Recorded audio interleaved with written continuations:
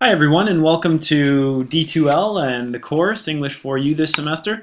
I've already probably talked to you a little bit about this in class, but I thought I'd take a minute and just go over some of the highlights of D2L, some of the key features that you're going to need to be familiar with as we use the platform this semester.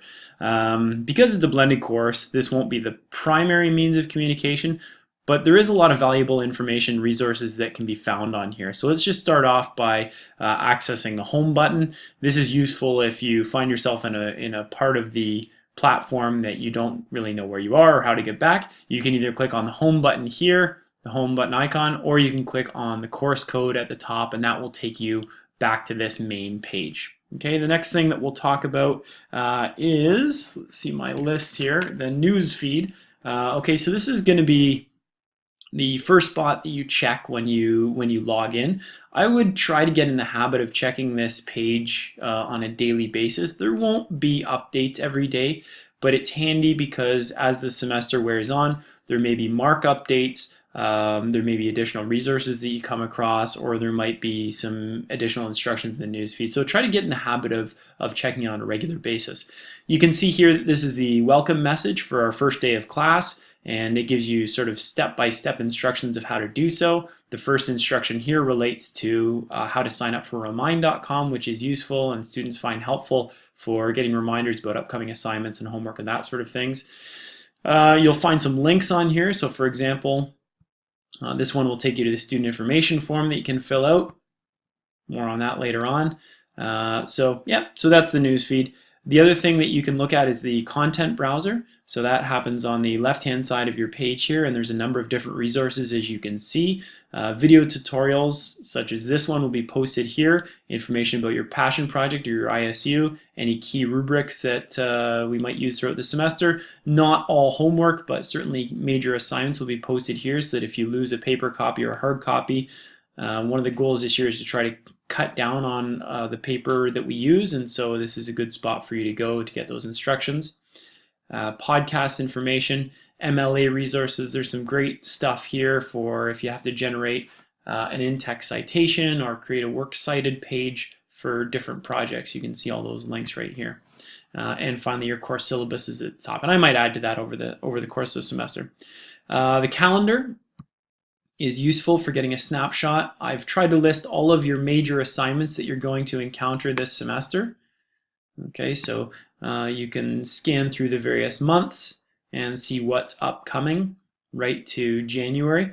These are subject to change, but as much as possible, I'm going to try to stay with those dates, okay? And there'll be lots of communication between you and I if anything does change.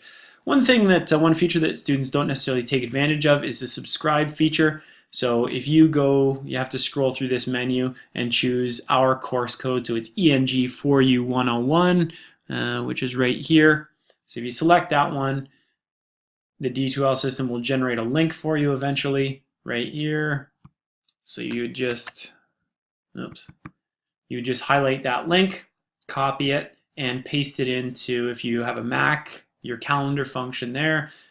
If you use something else, then you can simply copy into that calendar. The neat thing about it is that these dates will show up in your calendar and it will be automatically updated. If anything changes, that will be automatically generated in your calendar. So it's not necessary, it's optional, but it might be helpful for you to try to stay organized, particularly later on in the semester.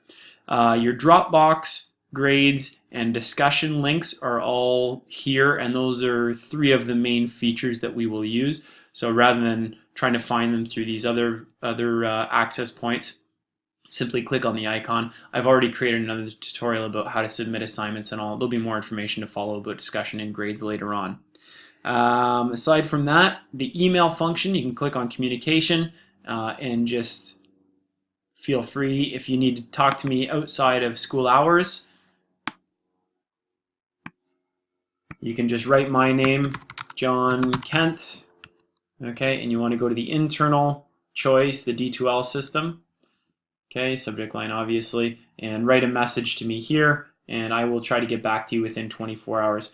Just as a suggestion for myself, other teachers, and potentially professors in future years, it is useful. I know in the days of texting we get a little bit lazy with introductions and salutations and things like that. I find it helpful for students to write, Dear Mr. Kent or Mr. Kent at the top and thank you or sincerely and your name at the bottom. I just think it's a good habit, good form to get into. So try to do that if you can.